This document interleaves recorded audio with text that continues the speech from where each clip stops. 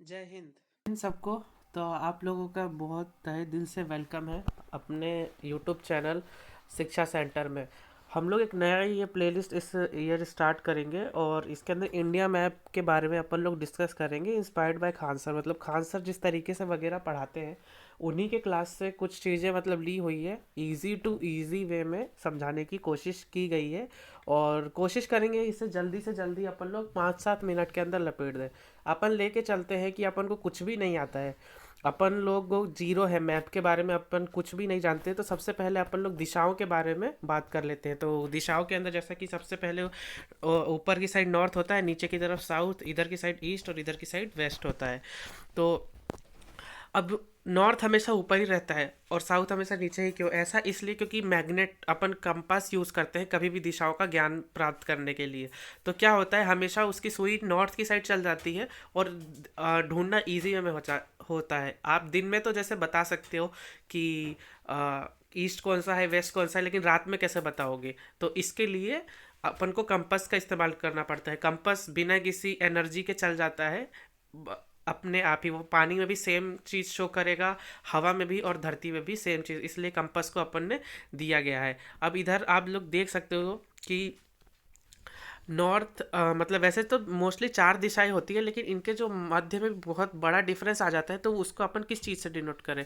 तो अपन हम लोग अपनी साइड इस तरीके से चलती है। नॉर्थ और साउथ को ज़्यादा वैल्यू दिया गया है, साउथ और नॉर्थ को ज़्यादा वैल्यू दिया गया है। तो इसके लिए इस साइड में होता है नॉर्थ ईस्ट यानी उत्तर पूर्व, और फिर आ जाता है पूर्व। और नीचे की तरफ देखोगे तो इधर आ जाता है साउथ ईस्ट यानी कि दक्षिण पूर्व। अब ये कंप्लीट हो गया। और लेफ्ट साइड में देखें तो नॉर्थ वेस्ट यानी कि उत्तर पश्चिम, और साउथ वेस्ट दक्षिण पश्चिम। अब और इनको अगर कोई कहे कि क्या हम इसे पूर्व उत्तर कह सकते हैं, तो बिल्कुल पूर्व उत्तर तो कह सकते हैं, लेकिन वो कौन कह सकते हैं? जो ज्योग्राफी नहीं जानते हैं। और जो ज्योग्राफी का स्टूडेंट है उसको तो मतलब नॉर्थ ईस्ट ही बोलना पड़ेगा, यानी कि उत्तर पूर्व ही बोलना पड़ेगा। आपने सुना भी होगा रेलवे के अंदर कहा जाता है कि पूर्वोत्तर रेलवे, पूर्वोत्तर रेलवे। अब इसके अंदर काफ़ी मतलब थोड़ा देखा भी था, तो खान सर का भी एक वीडियो मिला, तो उसमें उन्होंने बताया कि उन्होंने भी एक रेलवे के कर्मचारी से सेम चीज़ बोली थी कि भाई इसको पूर्वोत्तर क्यों कहते हैं, उत्तर पूर्व क्यों नहीं कहते? तो उन्होंने कहा कि हमें ट्रेन चलाने से मतलब है ना, हमें दिशाएं, हम तो जोग्राफी थोड़ी ना पढ़ा रहे हैं। तो अपन लोग तो जोग्राफी पढ़ रहे हैं, सो इसके लिए इसको अपन उत्तर पूर्व ही बोलेंगे। ठीक है। अब बात करें तो कर्क रेखा जो है वो कर्क रेखा के भारत के 8 राज्यों से होकर गुजरती है। भारत के 8 राज्यों से होकर गुजरती है। ये कौन कौन से हैं ये देख लीजिए। तो सबसे पहले आता है गुजरात, फिर आता है राजस्थान। राजस्थान देखो कितना छोटा सा एरिया है, बस इतना सा ही हिस्सा है। गुजरात फिर राजस्थान, गुजरात फिर राजस्थान, गुजरात राजस्थान। फिर आता है एमपी, एमपी के देखो बहुत बड़े क्षेत्र से जा रही है। फिर आता है मध्य प्रदेश और छत्तीसगढ़, मध्य प्रदेश छत्तीसगढ़। छत्तीसगढ़ एमपी से अलग हुआ तो इसलिए इसके पास है, और बिहार से अलग हुआ तो झारखंड। तो दोनों जो अलग हैं, जो दोनों अलग अलग है, वो एक ही जगह पर है। तो छत्तीसगढ़। फिर आता है झारखंड पश्चिम बंगाल, झारखंड पश्चिम बंगाल, झारखंड पश्चिम बंगाल। और लास्ट में ये त्रिपुरा और मिजोरम। त्रिपुरा का भी काफ़ी छोटा सा हिस्सा है और मिजोरम का काफ़ी बड़ा एरिया। तो ये अपने 8 राज्य हैं। और इसका एक सीक्वेंस भी चलता है कि मित्र पर गमछा झाड़िए, इसका अपने को ट्रिक है, लेकिन इस ट्रिक के अंदर थोड़ा सा झोल है।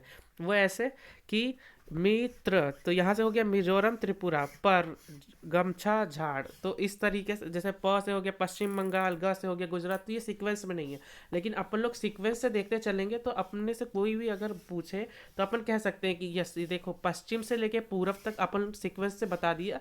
गुजरात, राजस्थान, मध्य प्रदेश, छत्तीसगढ़, झारखंड, पश्चिम बंगाल, त्रिपुरा और मिजोरम। वीडियो का थोड़ा सा पीछे जाके इसको साथ के साथ ही दिमाग में बैठा लीजिएगा, याद कर लीजिएगा। और जिन लोगों ने खान सर की क्लास ली है तो वो इसको ना देखे तो भी चल जाएगा। ठीक है। तो ये अपन ने बात कर ली 8 राज्यों के ऊपर जो कर्क रेखा पर स्थित है। अब इसको कोई बोले कि पूर्व से पश्चिम की तरफ बताओ, तो पूर्व से पश्चिम में सिमिलर सा मिजोरम, त्रिपुरा, पश्चिम बंगाल, फिर झारखंड, फिर छत्तीसगढ़, मध्य प्रदेश, राजस्थान और गुजरात।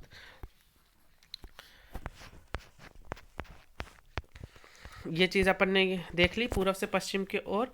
और हाँ, पश्चिम बंगाल पूर्व में होने पर भी मतलब पश्चिम बंगाल जो पूर्व में स्थित है, लेकिन फिर भी उसे पश्चिम बंगाल क्यों कहा जाता है? तो कहा इसलिए जाता है क्योंकि भारत का ही जब ये हिस्सा था पश्चिम बंगाल, तो यहाँ पे मोमडन और हिंदू बहुत ही, मतलब मोमडनों की संख्या ज़्यादा थी इस पर्टिकुलर एरिया में। तो उन्होंने इसको अलग कर दिया जब भारत को अलग किया गया। हालांकि बाद में 1971 में अलग हुआ बांग्लादेश, तो लेकिन आज़ादी से पहले इसको अलग किया गया। तो ये जो वाला जो हिस्सा था ये तो पूर्व में चला गया और ये वाला पश्चिम। तो ये और जब डिवाइड किया गया तो ये पूर्वी पाकिस्तान हो गया, जो पूर्वी बांग्लादेश था। और हमारा ये पश्चिम बंगाल ही रह गया। इसलिए ये पूर्व में हमें होने के कारण इसे पश्चिम बंगाल कहा जाता है। अब देख लेते हैं अपन भाषाएं को। तो संविधान में 22 भाग, 395 अनुच्छेद और 12 अनुसूचियां हैं। ये 12 अनुसूचियों में अलग अलग बातें कही गई हैं। और इसके अंदर जो 8वीं अनुसूची है उसमें 22 भाषाएं कही गई है।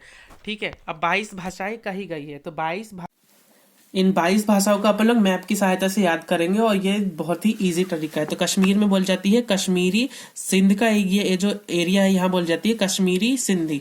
फिर पंजाब में पंजाबी, कश्मीरी, सिंधी, पंजाबी और यहाँ पे हिंदी बोली जाती है। ये जो एरिया है कश्मीरी, सिंधी, पंजाबी, हिंदी, बंगाली, असामी, बंगाली, असामी, बंगाली, असामी, कश्मीरी, सिंधी, पंजाबी, हिंदी, कश्मीरी, सिंधी, पंजाबी, हिंदी, बंगाली, आसामी और यहाँ उड़ीसा में उड़िया। तो यहाँ से देख लेते हैं बंगाली, आसामी, उड़िया, बंगाली, आसामी, उड़िया, बंगाली, आसामी, उड़िया, बंगाली, आसामी, उड़िया, बंगाली, आसामी, उड़िया। फिर यहाँ गुजरात में बोली जाती है गुजराती और महाराष्ट्र में मराठी। गुजराती, मराठी, कन्नड़, गुजराती, मराठी, कन्नड़, कर्नाटक पे कन्नड़, गुजराती, मराठी, कन्नड़। तेलुगु में बोली जाती है आंध्र प्रदेश में बोली जाती है तेलुगु। तो तेलुगु, तमिलनाडु में तमिल बोली जाती है और केरल में बोली जाती है मलयालम। तो तेलुगु, तमिल, मलयालम, तेलुगु, तमिल, मलयालम। एक बार वापस पूरे देख लेते हैं शुरू से। कश्मीरी, सिंधी, पंजाबी, हिंदी, बंगाली, आसामी, उड़िया, गुजराती, मराठी, कन्नड़, तेलुगु, तमिल, मलयालम, तेलुगु, तमिल, मलयालम, तेलुगु, तमिल, मलयालम। अब जो 9 भाषाएं बच गई हैं वो अपन लोग देख लेते हैं। उर्दू, संस्कृत, नेपाली, मणिपुरी, कोंकणी। उर्दू, संस्कृत, नेपाली, मणिपुरी, कोंकणी, बोडो, डोगरी, मैथिली, संथाली। बोडो, डोगरी, मैथिली, संथाली। तो ये थी आपकी कुल 22 भाषाएं जो अपने 8वें अनुसूची के अंदर है। एक बार दोबारा से अपन देख लेते हैं। कश्मीरी, सिंधी, पंजाबी, हिंदी, बंगाली, असामी, उड़िया, गुजराती, मराठी, कन्नड़, तेलुगु, तमिल, मलयालम, उर्दू, संस्कृत, नेपाली, मणिपुरी, कोंकणी, बोडो, डोगरी, मैथिली, संथाली। धीरे धीरे बोलने के बाद, प्रैक्टिस बनने के बाद में आपको ये एकदम तेजी से बोलनी है, एकदम फ्लुएंटली बोलनी है, ताकि आपको एकदम याद हो जाए ये चीज़ें। अगर वीडियो का रिवाइज जाके मैप वाला देख लेना, वो मैप की सहायता से इसको पढ़िएगा आप ज्योग्राफी को, तो बेटर तरीके से कर पाएंगे। मिलेंगे आपसे नए क्लास में। जय हिंद।